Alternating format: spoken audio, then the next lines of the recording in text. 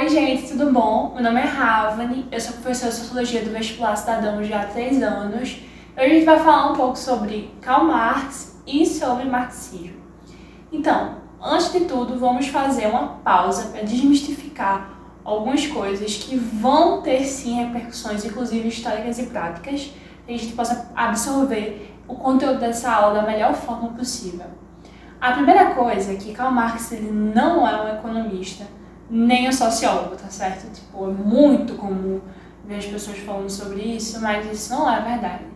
Inclusive, isso é uma imprecisão histórica, porque a economia, tal qual a gente conhece hoje, ou seja, uma ciência de fato econômica que através de cálculos matemáticos tenta entender a distribuição da riqueza na sociedade, ela só vai surgir no final do século XIX, no final dos anos 1800. E a sociologia, apesar de também surgir no século XIX, ela leva um tempo para se maturar e se tornar de fato uma ciência. Então, Karl Marx, quando ele nasce lá no começo dos anos 1800, no início do século XIX, ele vai se referir, vai se contrapor às ideias da sua época. Então, ele não tem como ser um economista. Muito pelo contrário, na verdade, ele vai criticar a economia política clássica. Então, nomes como David Ricardo, Adam Smith, que são nomes conhecidos no liberalismo, são, na verdade, pessoas que se referem à economia política. Ele vai fazer essa crítica. Inclusive, é muito importante falar que Marx, no livro mais denso que ele fez, que é justamente O Capital, em que ele vai estar lá o conjunto de suas reflexões sobre o modo de produção capitalista, que a gente vai explicar o que é daqui a pouco, o nome do Capital é O Capital, e o subtítulo é Crítica à Economia Política. Ele também tem outros livros, manuscritos, que é Introdução à Crítica da Economia Política, enfim.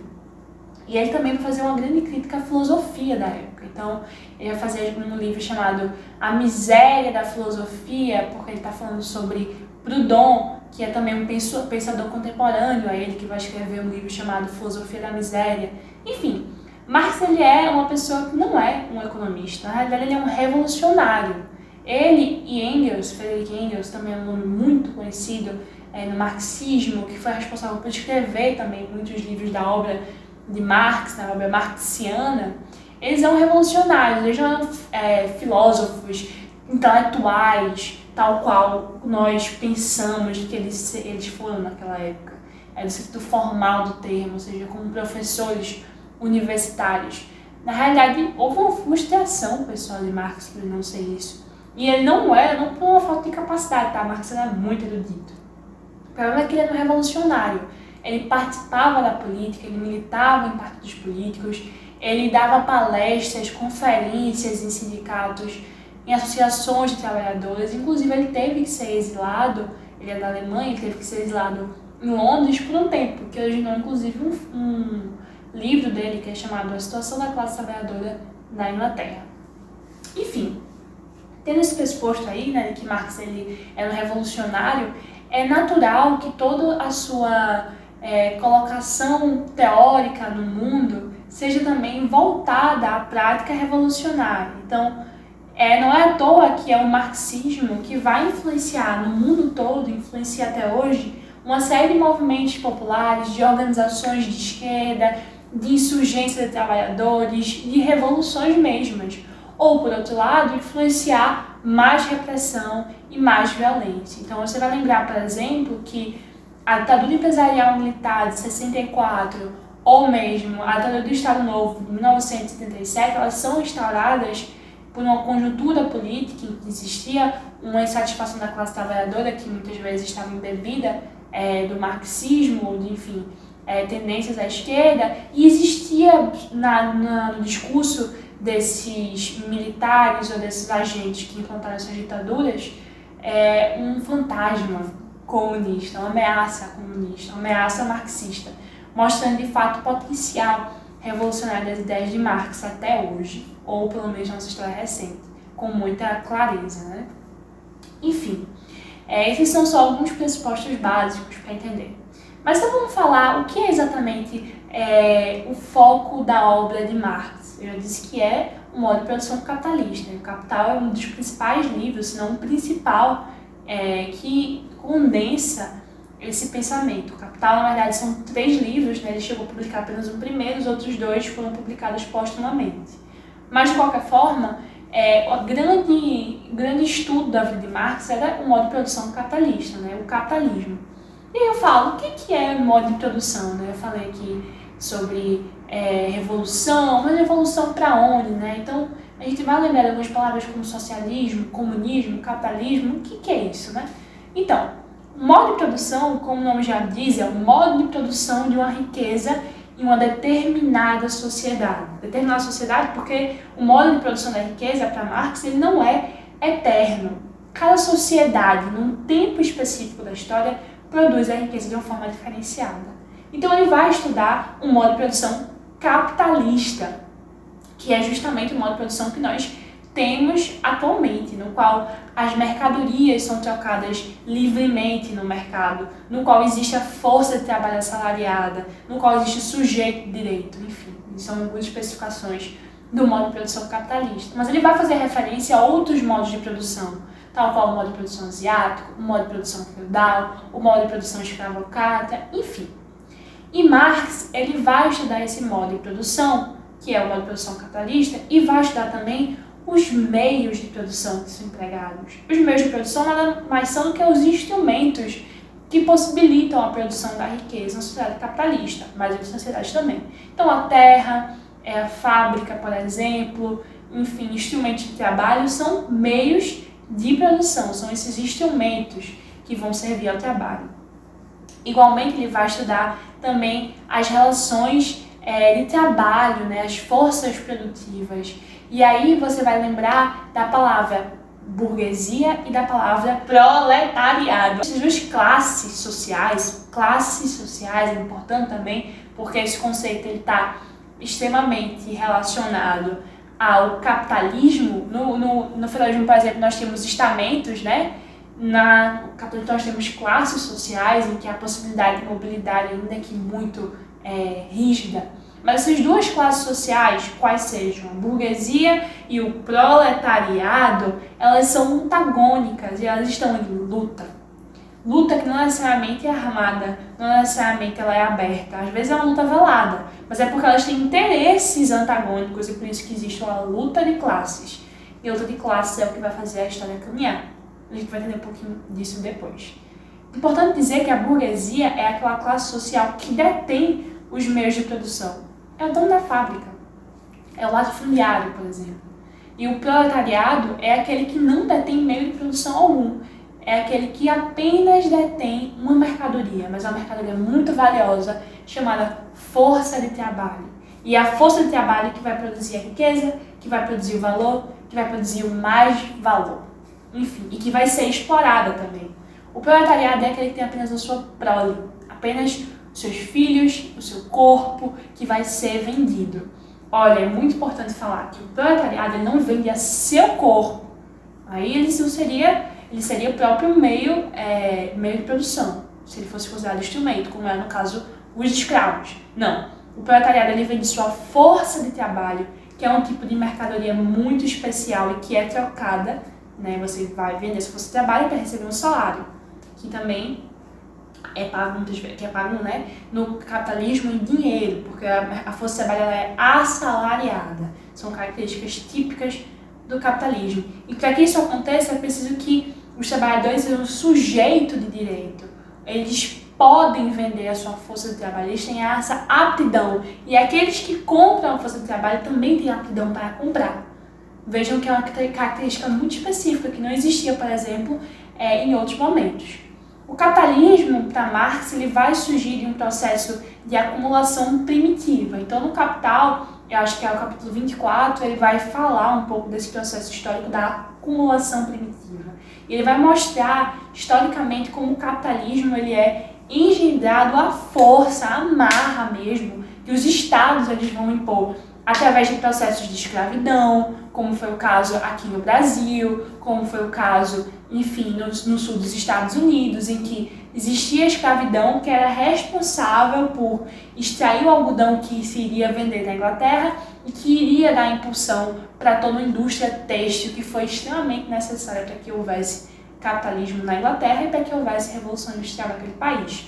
Enfim, ao contrário do que aquele conto que diz não, o capitalismo surgiu porque por acaso alguém resolveu poupar um dinheiro e investir. Não, para Marx, e enfim, a história realmente é factual nesse sentido, o capitalismo ele surge desse processo de acumulação primitiva e ele surge através de muito sangue e de muita violência.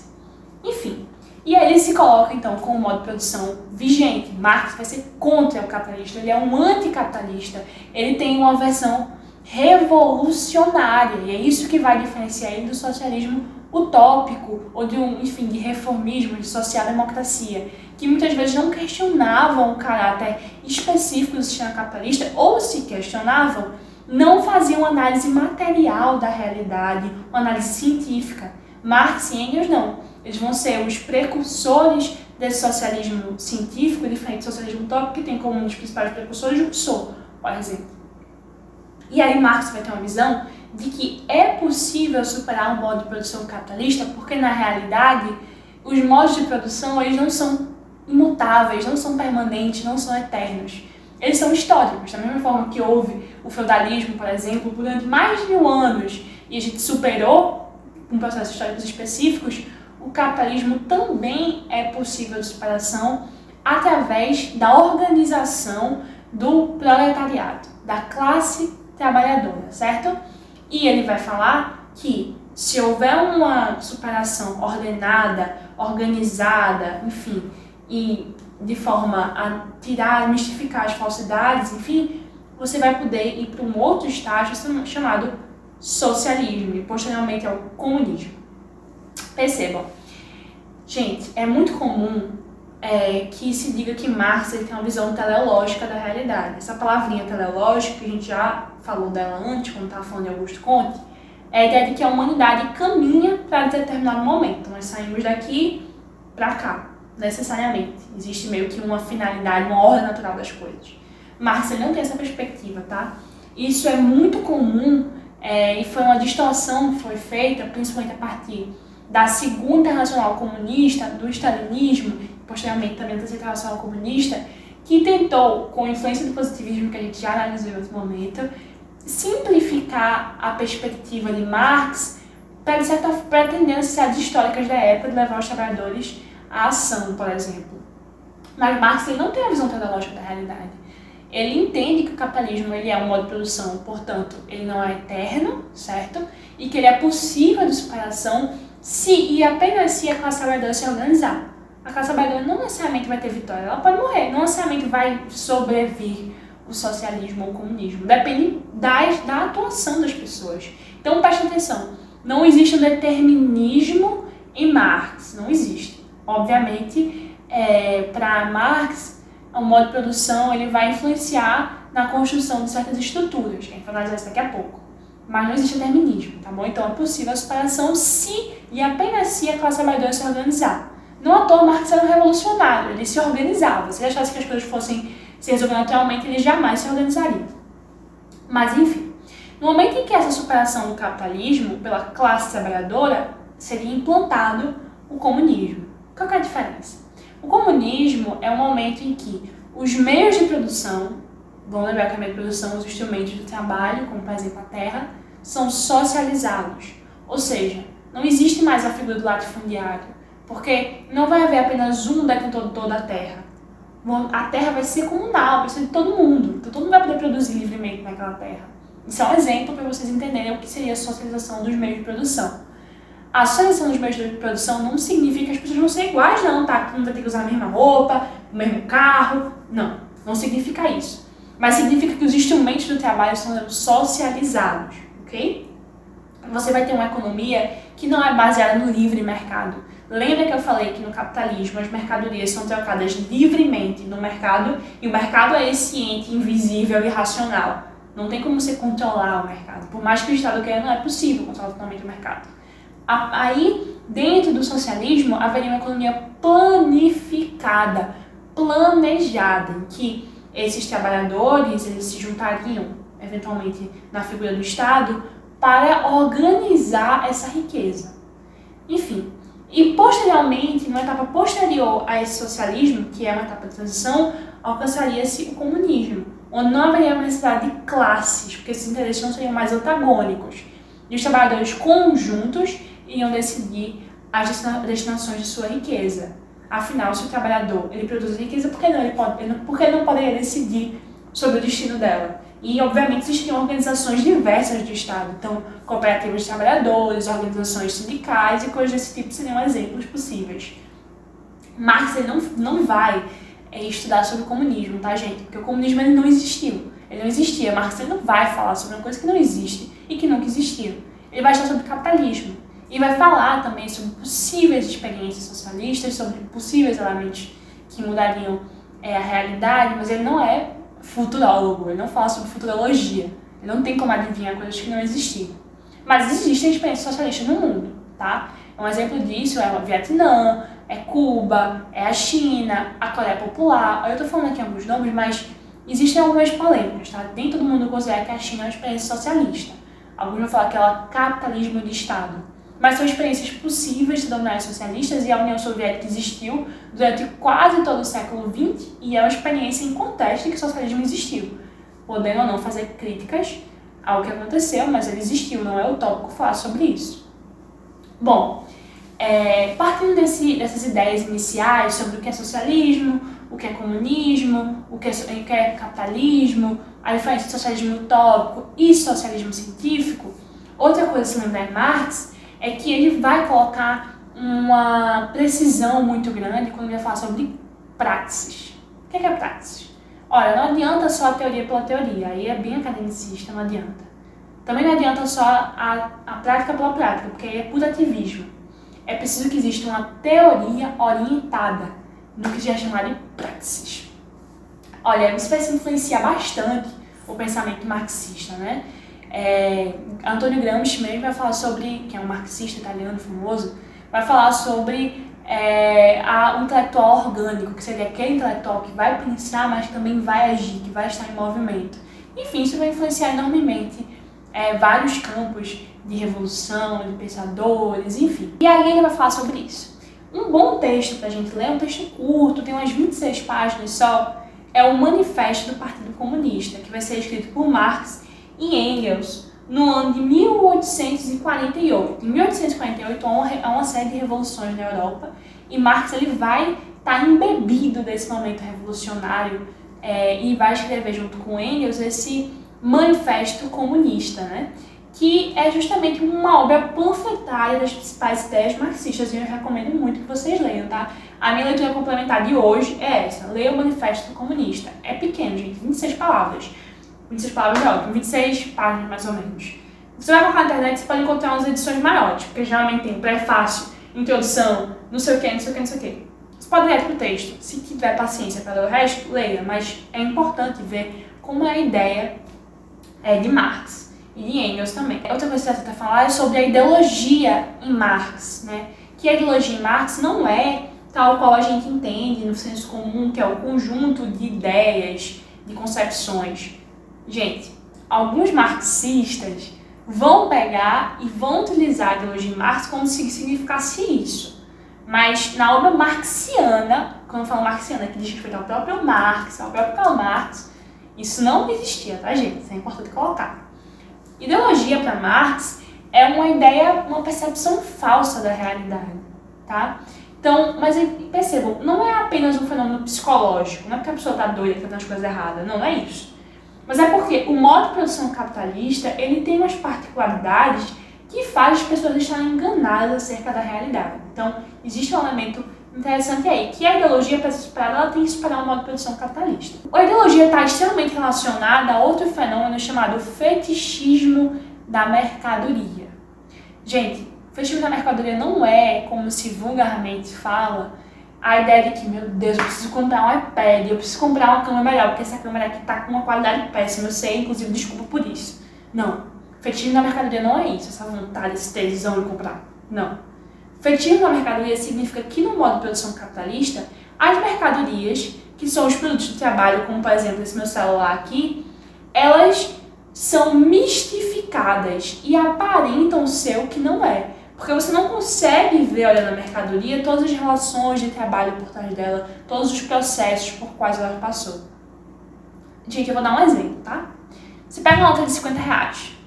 Quanto que vai a nota de 50 reais? Olha, é uma pergunta idiota, né? Uma nota de 50 reais vale 50 reais. Nossa, é óbvio, uma nota de 100 reais vale uma nota de 100 reais. Mas percebam, na nossa sociedade capitalista, o dinheiro aparenta ser um valor em si.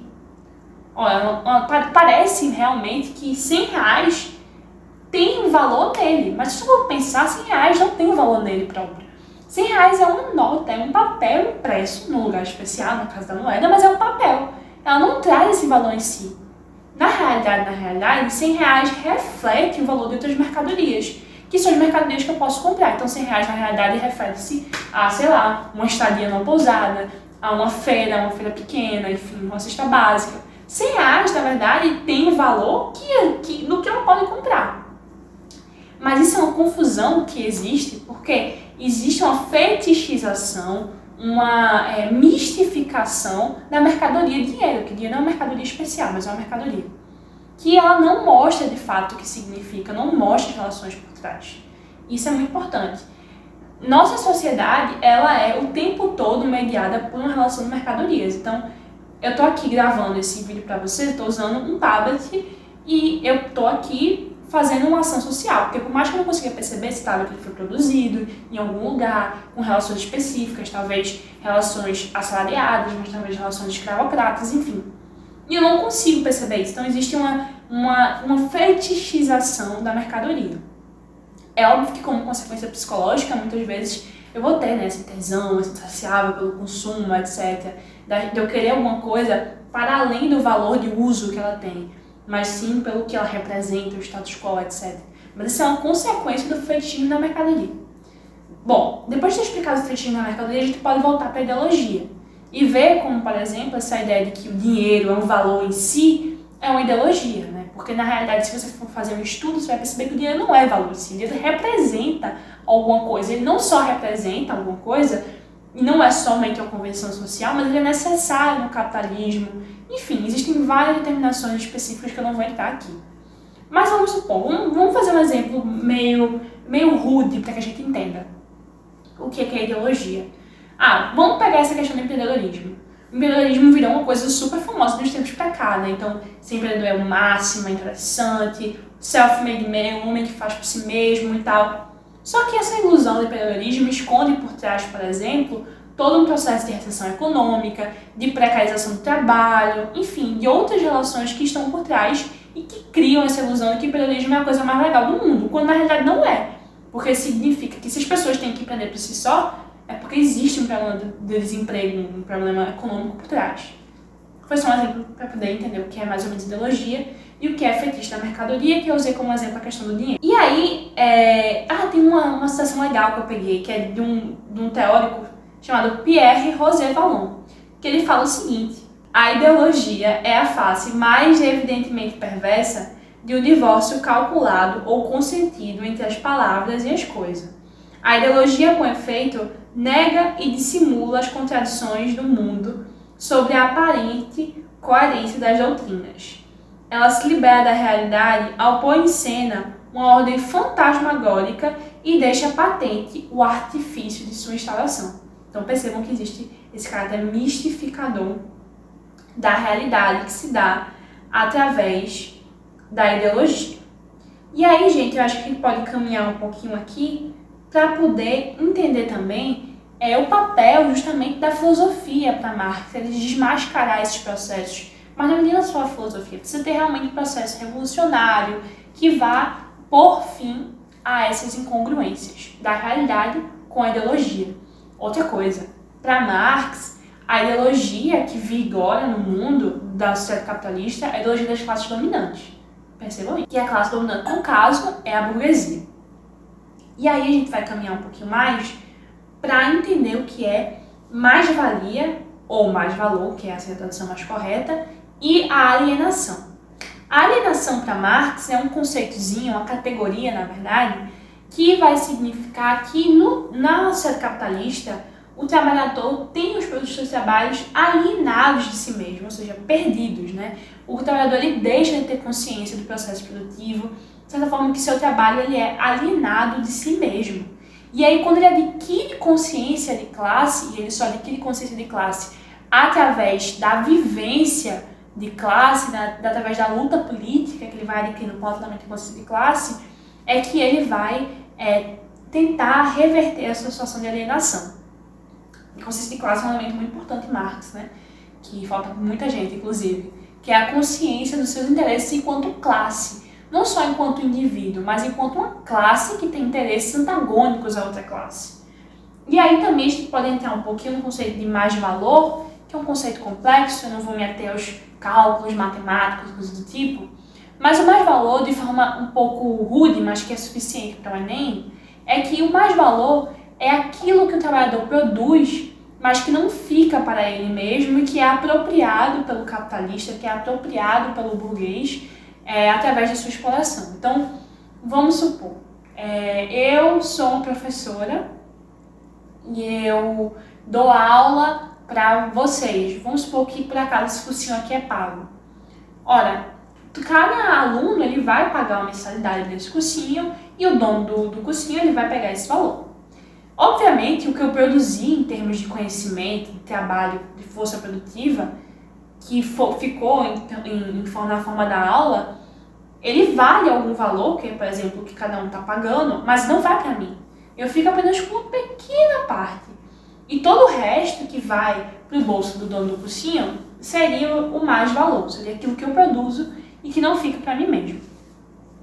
Existem alguns tipos específicos de mais-valor, mais-valia absoluta, mais valor absoluto, mais valor relativo, mas a gente não vai falar sobre isso porque não é necessário, mas quem tem interesse pode botar isso na internet, diferença de mais-valia relativa, diferença de mais-valia absoluta, que vai ver alguns textos, inclusive tem um site que é marxistas.org, marxists, que é em inglês, e esse site, ele é em português, mas o nome é em inglês, tem vários textos sobre isso, inclusive tem uma explicação do próprio Capital em que Marx faz a diferenciação entre uma coisa e outra. E aí, também a gente tem que falar agora sobre uma coisa que é muito importante, talvez a mais importante da aula, para além do comecinho lá, que é a diferença entre socialismo, comunismo, capitalismo, que também é necessário, que é qual é o método de observação e de investigação científica de Marx.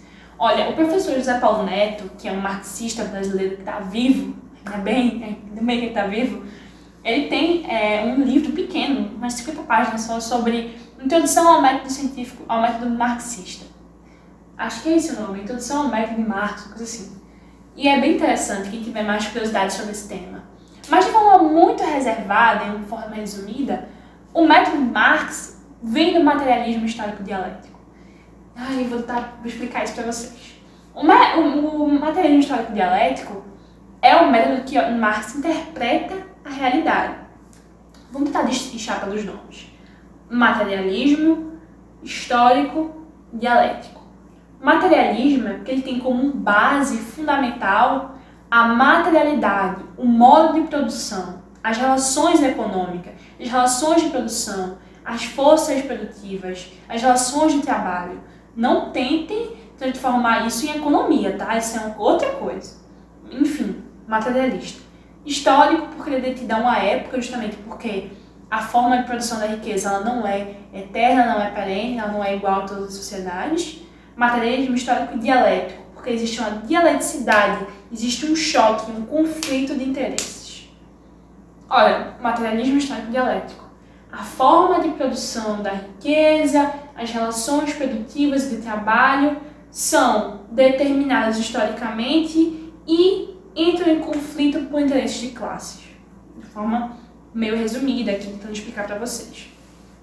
O materialismo histórico dialético ele vai se colocar numa posição de infraestrutura e superestrutura. A infraestrutura, que é essa base material da realidade, são as relações de produções, as relações econômicas, força de trabalho, modo de produção, os meios de produção, tudo isso.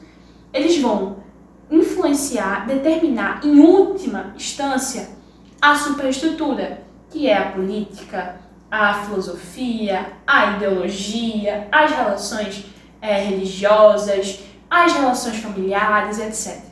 não determina, até porque é possível a superação, como a gente já falou, mas influencia e estrutura em última instância.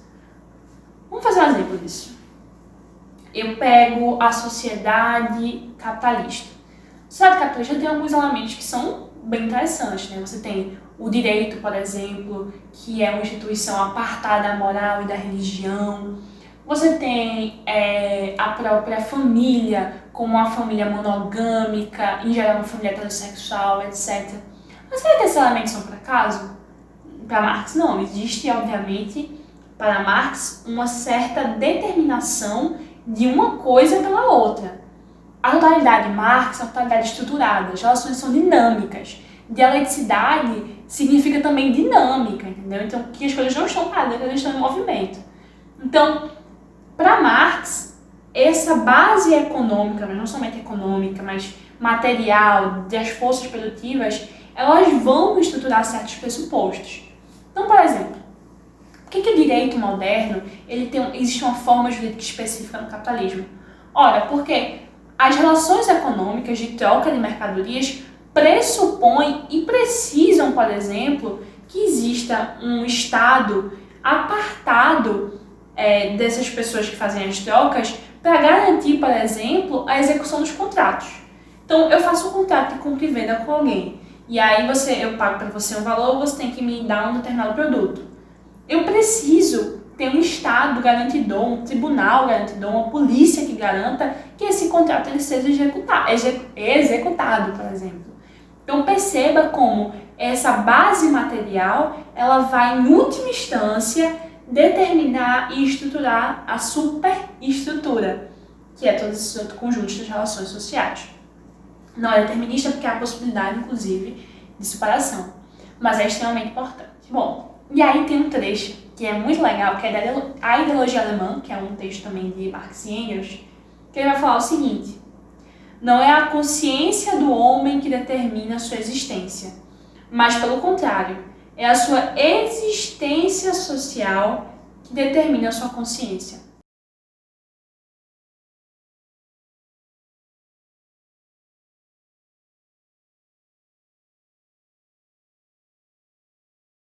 Que vai determinar, em última instância, a superestrutura. As ideias de um homem, de uma mulher, de uma pessoa, em determinada época, não são ideias que nasceram com essa pessoa. São ideias que têm como base a realidade em que ela vive, as relações materiais, as forças produtivas, as relações de produção. Então, é muito importante perceber, e se Marx é essencial, mas, gente, pelo amor de Deus, não esqueçam disso. Infraestrutura e superestrutura, materialismo histórico e dialético. Inclusive, essa questão do materialismo e da dialética, na realidade, mais especificamente, mais materialismo também, ele vai ter como fundamento Hegel. Marx, ele aprende algumas coisas de Hegel, mas ele é diferente dele. Eu não sei se vocês estudaram Hegel em filosofia, não sei se está no conteúdo programático, mas vocês vão perceber justamente essa influência. A dialética hegeliana não é a dialética marxista, pelo amor de Deus, não é. Mas é muito importante saber que existe essa influência. Bom, eu acho que essa aula ficou bastante grande, mas eu achei interessante torná-la demorada, porque realmente o pensamento de Marx ele tem uma influência prática absurda, ele influencia até os dias de hoje. E no contexto político em que Bolsonaro fala que todo mundo é comunista e que inclusive empreende uma caçada aos comunistas em várias perspectivas, é muito importante a gente debater sobre isso, a gente inclusive combater essas ideias de que o capitalismo que o comunismo é sanguinário, que o comunismo é igual ao fascismo, porque é totalmente diferente, né? Entender de fato o que é comunismo, entender o que de fato é marxismo, é combater essas asneiras que se dizem em nome do marxismo, que se dizem em nome do comunismo, e que não são, né, na verdade. Então, uma pessoa que é comunista, ela segue uma linha de pensamento específica, marxista, marxiana, que não é igual a qualquer coisa que dizem por aí. Então, por isso que eu acho importante destrinchar essa aula em mais tempos, e fica aí para eu complementar o livro do Manifesto do Partido Comunista, que é muito importante para entender melhor sobre essas perspectivas, ok? Beijo grande de vocês e até a próxima!